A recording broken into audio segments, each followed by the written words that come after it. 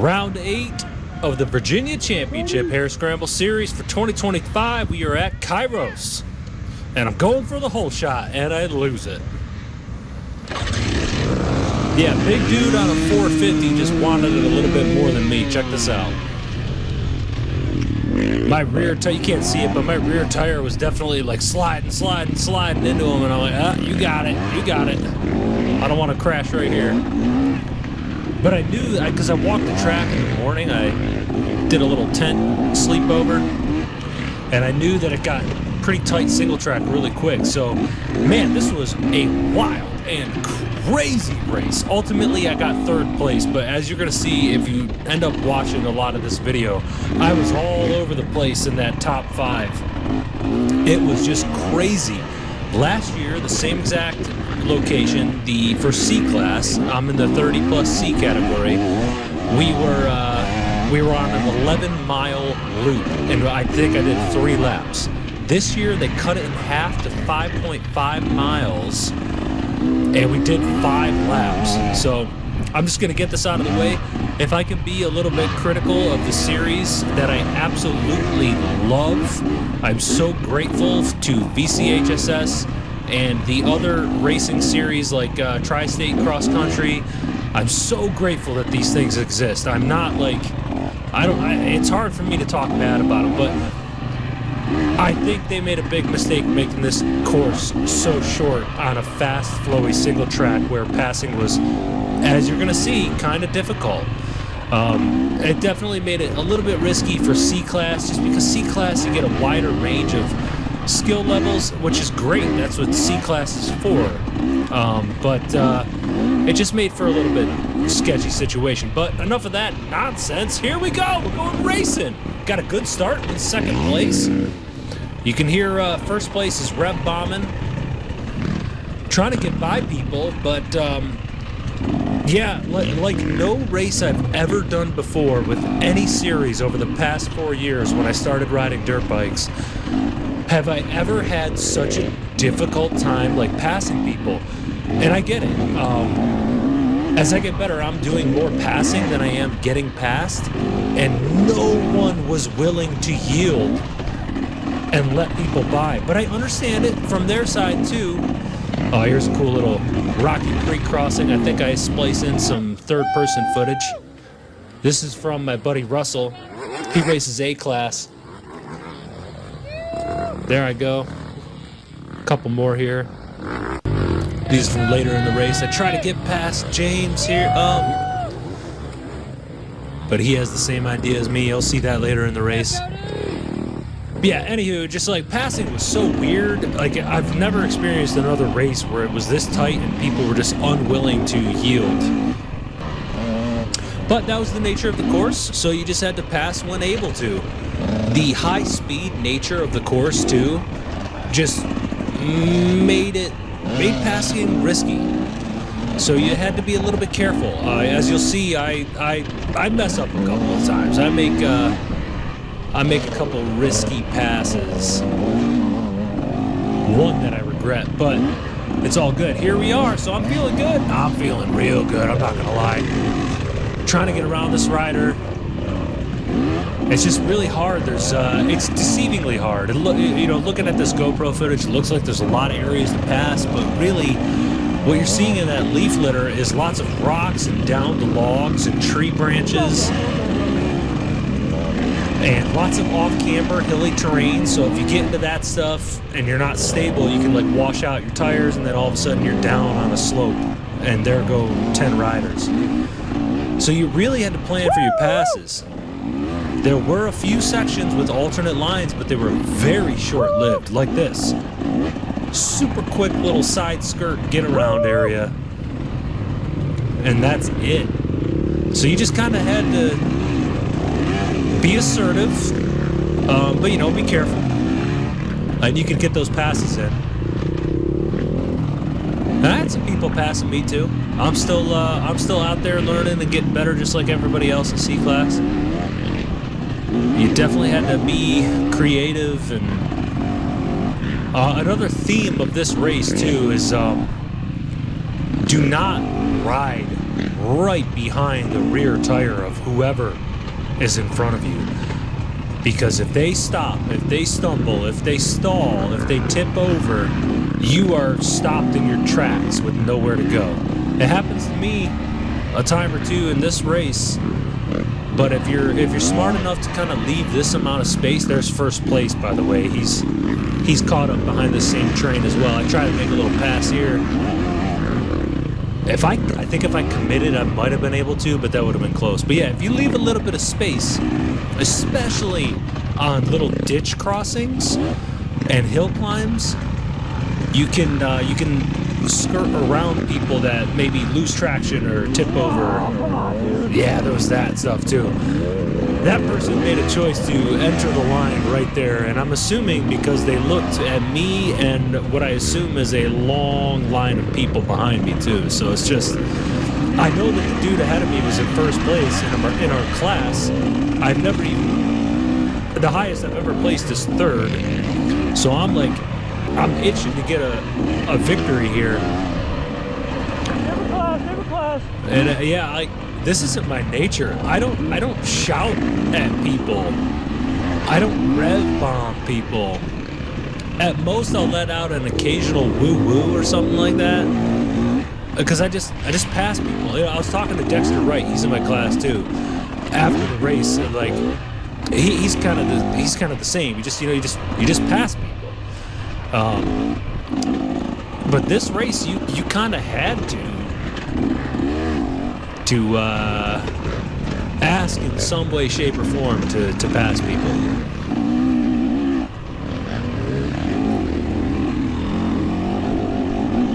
But I must say, I was talking to Russell, who took those third-person clips of me earlier after the race. He rides this place all the time. He does a lot of hard enduro riding here too. And man, I absolutely love this single track. This might not be my favorite course overall, like when you take it in its entirety, just because of the some courses have a lot of variation in terrain and soil and all that too, which just makes for a really fun hare scramble course. But I think of all the tracks I've ever been on, this might be my favorite when it comes to the single track portion. It's so fast, it's so flowy. Yeah, here I am, just trying to get by. I know first place is right up there. You are looking for any little angle. Passing is way harder than it looks. And here I was too close to the rider ahead of me, so I let Jack Ramsey by. He's in my class. He ends up finishing second. But we are not done with our back and forths yet. We actually are really close right up until the last lap. It's pretty gnarly.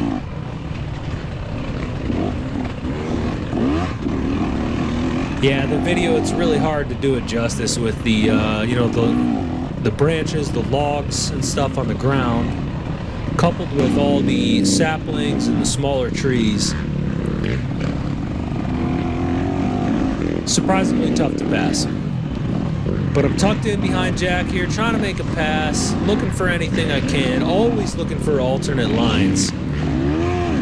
In situations like this where you're just cruising and you're going slower than your race pace because of, circumstances, always look for those alternate lines. Sometimes they'll pay off, sometimes they won't. But yeah, this was the theme of the day, was just trains of people. I've never, see here where I was following too close to Jack. If I was another 2 bike lengths back, maybe I would have snuck around him there. You saw who did sneak around us was James Hooper. He's in the line behind me, and he already caught us and made a pass. He's been finishing first a lot in his class too, so he's a really good racer. I do catch up to him and try to put in a pass on him. I got that in the video as well. But we ultimately fail, but I got no business being ahead of him anyways. So now I got one rider here between Jack and I, just trying to skirt by, just trying to keep keep them in sight, because it races like this where it's really congested and you're non-stop surrounded by people. You do not want to fail passing somebody. If the guy ahead of you in your class passes them, you want to pass them directly at the same time too. I would say conditions too were pretty perfect. It might have been like 80, 85 degrees, somewhere around there, but you know, we're in the shade. And we are moving at a fast clip too, so you're surprisingly not too hot.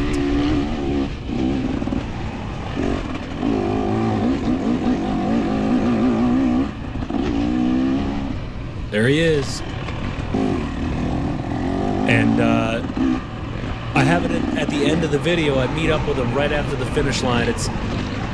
We had moments where, like, I'm trailing him here, and I feel faster than him. Like, if I could only get ahead of him, maybe I could pull away a little bit. There's first place who went down. I think that might have actually been second. It's hard to tell. It's hard to tell. I think Jack might actually be in second and I'm in third. It was a little bit weird with the scoring. Like, I swear I went through scoring second and third lap, and I saw number 1 on the screen when I went through. So, and Jack swore he was a position ahead according to the scoreboard as well. So it was just really weird, but ultimately he got second, I got third. But yeah, sometimes I felt faster than him, and then like later in the race, I'm right on his butt, and then like 10 minutes later, he's starting to pull away, and I'm giving it everything I got, and I just can't keep up with him. And then another 10 minutes later, I reel him back in. So like he was faster in a lot of sections, and I was faster in some sections, and it's just those within class battles are the best. I gotta stand up more, my goodness. Lap 1, 5.5 melees. Right on Jack's tail here. Yeah, so that said 2. That screen said 2. So Jack's in first place and I'm in second. So somewhere along the line, one person from our class gets ahead of us.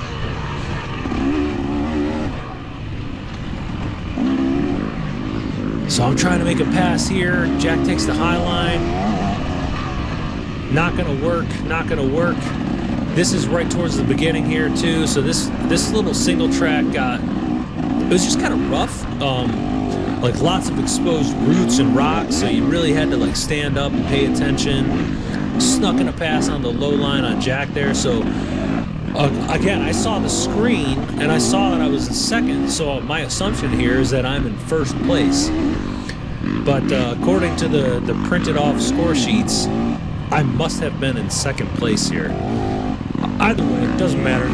It's C-Class Weekend Warrior Racing. I'm just out here to have a good time. Don't really care. So I think this is where I start to make some sketchy passes. I only like to pass people when it's safe to do so. Like, that was fine. That was fine. Just being assertive. I didn't put them in a weird predicament or anything, but I think up here I actually do. There's a little offshoot to the right-hand side. Maybe this isn't it. Creek crossing, rocky section, get up and go. Always looking for alternate lines, even in that rocky stuff. Yeah, this little spot had some alternates. He took the high line. I'm like, okay, maybe I can squeak by. No, I can't. No, I can't. He was cruising through there too good. Yeah, so you got to think about my mentality here. I think I am in first place, so I am pushing it pretty hard, trying to ride smart, not trying to like, you know, wrap my bike around a tree or get tangled up in a ditch or nothing like that. But I am trying to get around people, because in a race like this, if I can put every single rider that I can put between myself and Jack, that just increases my probability of winning. But it's so hard to do because we're moving at a good clip. You know, we're just C-class racers here, so I put one in here. That was a bit rough. I did not anticipate sliding back down into the mainline rut. This is where I screw up. Sorry. That's my fault. That's Dustin Mayo. That's the pass I regret. I wish I had a time machine, go back and undo that. That was too sketchy. I got a little too confident in my abilities to skirt by him right there, and we end up tangling our bars, and I drag him with me forward, and it kind of like propels him off the mainline rut, and not only that, but on the opposite side of a log too. So he had to like hop over that log to get back on track too. So I reached out to him. I apologized. I am not about ruining other riders' days, not in the slightest. I hate that stuff, honestly. It's just C-class hero riding out here. We're just out here having a good time. So don't do that. That was a good example of what not to do. And I'm not gonna lie to you, that messed with my head a little bit. I felt so guilty about that. I got sloppy for a few minutes, but you know, it's racing. I reached out to him. He was cool about it. I'm sure he didn't love that I did that, but he understands. He's out there racing too. He said he was having an off day anyways. So again, I still think I'm in first place here. Trying to put past. Oh yeah, this little hill climb. I intentionally take it slow. So you could take that up quite a bit faster and maybe, shave off a second or two. But that was one of those weird hill climbs where it's sandy and silty and it's on an off camber and there's a tree right there.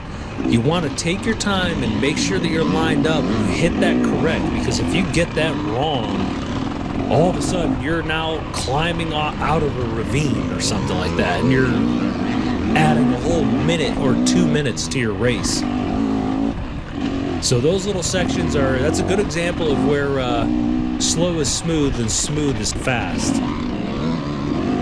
There were times where you could really rip it fourth gear. I think I even grabbed fifth gear a couple of times in this race. Yeah, there's a good example of always being prepared with a rider ahead of you so you can skirt around them. But yeah, I think I even grabbed fifth gear a couple times on this 6-speed 2024 300 XCW. Never grabbed sixth gear this race. And especially like laps 2, 3, 4, 5, grabbing, riding in fourth gear where I was riding in third, the first lap.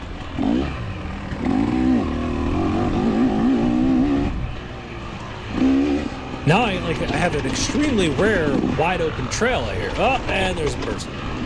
So that was short-lived. I've never ever been on a track where we rode together with so many people so often.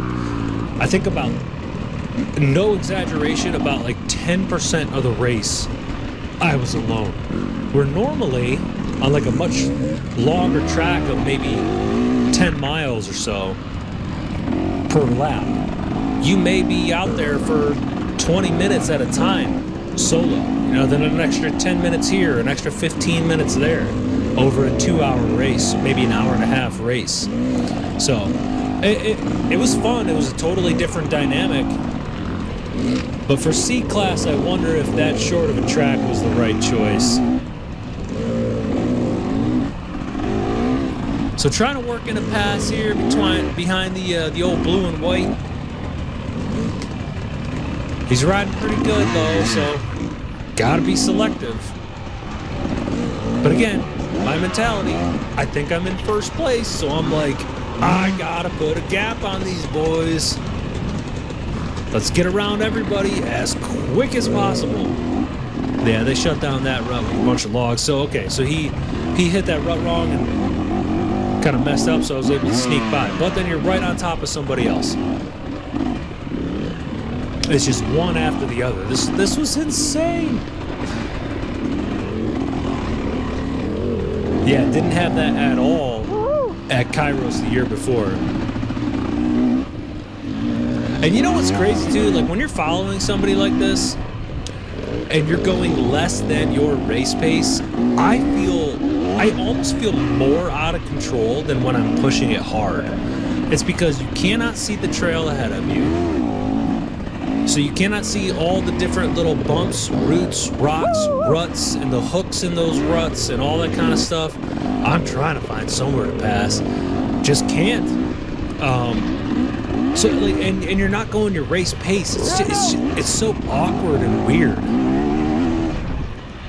I feel much more comfortable and in control going faster like this. And the same goes for people who are faster than me and get caught up behind me. I try to always let people by when I realize they should be ahead of me. This little section, that was one spot where you could pass on the right-hand side. Most people stayed left. So I think I make 2 passes on the right-hand side of that dip, actually. A lot of fun hill climbs. Traction was in abundance. Yeah, the actual dirt conditions were pretty top-notch. A couple little sections where it was a little bit silty, but really barely any. Although I did notice, though, on the 5th lap, that racetrack was starting to get pretty chewed out. Those exposed roots were getting bigger and bigger. Yeah, a little tip over. I had myself like 3 of those this race. I saved the silliest one right at the end of this video. I essentially use my head as a kickstand as I'm falling over. It's so weird. That was a first for me. Yeah, track conditions were top notch. But here I am, you know, it's right behind another person. Different class. He's got a person ahead of him. What are you gonna do, you know? You just gotta cruise until you find the optimal time to make it happen. The speed really did affect passing big time. This was a fast course. Higher average speeds overall, so with that, you've got to be a little bit more careful. Oh yeah, sneaking by. Don't mind me. Look at this, open trail. I don't know what to do with this. One of these super rare moments, but it's short-lived. Coming through the finish line here, and I'm still in, let's see. Yeah, that's at number 1. So I am in first place. That's okay, I don't get this. This is so weird. First. Yeah, it's my buddy John and his son Easton. They were there rooting people on. I showed, hey, I'm in first. Look at me, it's my first time. Yeah, I've never been in first place this deep into a race before, so super amped. I think I totally botched this straightaway. Watch this, I almost lose it. Is it this one? Yeah. Oh, easy, my guy. Dude, that's the easy section. What are you doing, man? Oh, no, this spot was fun. This is a good spot for passing too. But it was very high speed. So here we are, right back to single file. There's James Hooper in the high-vis yellow up there. So I normally would never catch back up to him. He's ahead of the rider there with the orange helmet. He's just that much faster than me. So I make a quick pass and I catch up to James here, and I actually ride behind him for quite a ways because he's caught up in a train of people. I got no business passing James when he's ahead of me. Like he's faster than me. He's gonna catch me and pass me anyways. But I was just trying to like, yeah. Yeah, he's like, who the heck is that? Ah, it's just me, man. I like to keep it fun out there, but I throw in a couple pass attempts on him just to keep him on his toes, keep him hungry and looking forward. But yeah, I mean, look at this train of riders ahead. I understand why people don't want to necessarily pull over and let people by, even if you're continuing moving. Yeah, look at this. He shut that down. He shut that down on me. I thought I was going to sneak in front of him. He was not having it. I tried one more time up here. Yeah, I could see the line. It's left. I'm like, okay, I'm going to go. Come on. And he takes the same line. Dang it. I probably would have got him right there.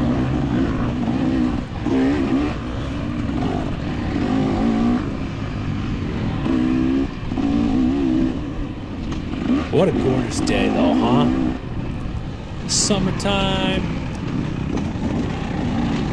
Trees are in full bloom. Bright, shiny green, sunshine and clouds in the sky. This beautiful dirt, not too dusty. A little bit of dust here and there, but not too dusty. Here I fall in behind John Hammock, my buddy. But I don't know it's him, because I didn't know he went out and bought a Kawasaki.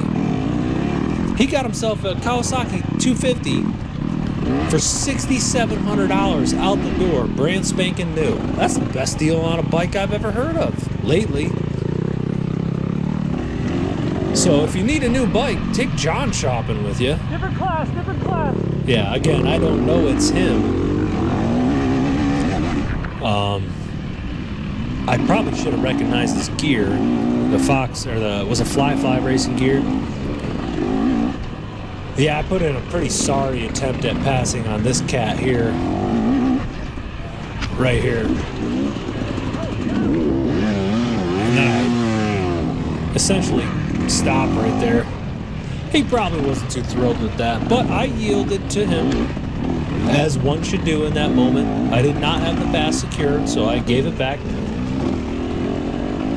And here's where I kind of throw away my lead. Simple tip over, but let's start counting. We got 1, 2, 3, 4, 5, 6, 7, 8, 9, 10, 11, 12. Approximately 11 or 12 bikes, and one of those, Jack Ramsey, is in my class. Yeah, and all I can think about is all those places. Now I gotta pass all those people again, at least the ones that I'm able to. And I saw Jack too as I was getting up, so I know at least one of them is in my class. I'm assuming possibly one more, who knows? Well, you know, you're a little, it just throws off your flow when you have a silly tip over like that. And man, mud ruts, I don't know what it is. They are my kryptonite. Like, I'm pretty darn good about forgetting mistakes and just kind of focusing on the path ahead and just trucking along. But mud ruts, for whatever reason, just make me lose my mind. Yeah, where that rider re-entered right there was a common spot where people went off track. Luckily, I never did it, but I talked to a few people who did miss that turn right there, and you get lost in the pines, and you got to weave your way back in. But so now I'm just thinking, like, all right, here we go. Let's hunt them down. There's still a lot of racing left. Maybe, perhaps, I can gain another spot or two, and we'll just kind of see where it goes. Because just as I made a mistake, anybody else can too. So I take advantage of this little dip ravine thing to make a pass. Anywhere you can, you have to. I'm just trying to catch back up to Jack here. So I have no idea if I'm in second or third or even like fourth. But I see Jack there. There's one rider between us. All right, cool. I'm in the flow. I'm hooked back up to the train. Let's go riding and start picking people off if we can. Easier said than done. Always looking for spots.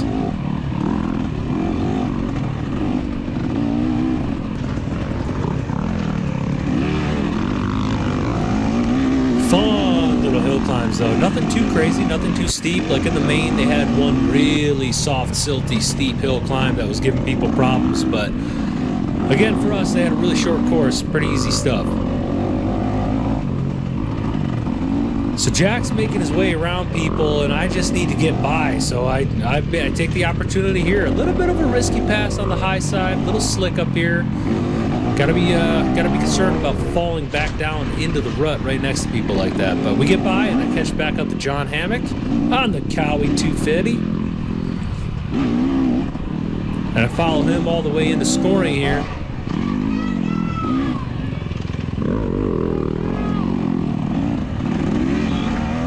So here we go. Let's push. Let's push. Positive attitude. Anything can happen. There's John telling me there's 2 and 3 right there. Different class. Or 1 and 2, whatever it was. Yeah, I still didn't recognize John because he was on his Cowie.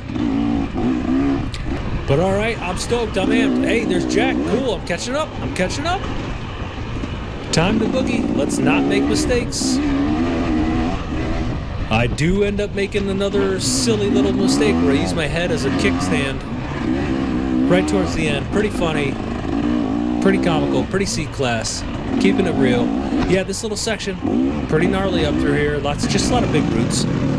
So Jack was really good pass. I think he puts 2 people between us right here. Whoop, whoop. 1, 2, boom. I don't know what I'm doing there. One more. Yeah, we get around. So now I gotta pass this cat. Gotta keep Jack close. If I got any chance of catching him and passing him, I can't let him get away.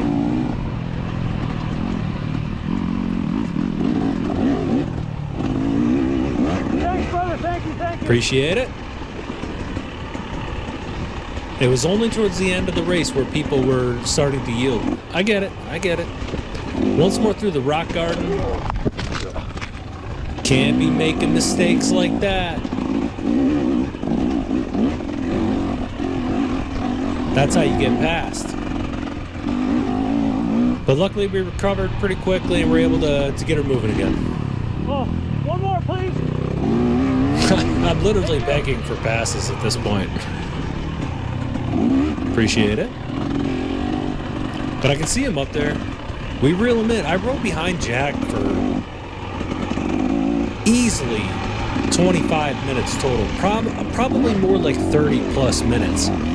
I cut so much of this video out where I'm just trailing behind him, waiting for him to make a mistake, but he didn't. He was smooth and in control this whole time. I think he like stalled behind a rider once, but it didn't really slow him down all that much. Yeah, so he made a pass there, and I couldn't get by, so I'm trying to get by. I'm shouting different class. Hey, different class, I'm battling that guy. Not working, so you just got to make something happen. All right, here we go. Not too far ahead. Still reeling him in. So here's where I feel like I'm maybe a smidge faster. Just a smidge. But there were plenty of moments where he was faster than me, and it was everything I could do just to barely keep him in sight. So coming up here, not too far away, as we're bobbing and weaving past riders on this uphill climb, I make a super bonehead move. So a rider like stalls out right in the main line, and I try to go around. I think that dude was first too. Yeah, I make a horrible decision. You can see there's a huge pile of logs here. That's why there wasn't a lot of passing. The dude, I had to bleep out a couple of very brief moments of frustration that I had, and the dude said sorry, but dude, don't say sorry to me, man. I'm frustrated with myself and only myself. I made the decision to try to hot route bypass, and it backfired on me. I did it totally blind, just kind of rolling the dice, and if it was doable, you'd figure the riders ahead of me would have actually done it. So yeah, kind of a bonehead move. That's not gonna keep you there. So entering the last lap here, now I'm just trying to salvage this chance at passing Jack. So I'm pushing. Trying to ride smart. I am fatigued here a little bit, so trying to ride intelligently. trying to ride within my means and not make this any worse for myself.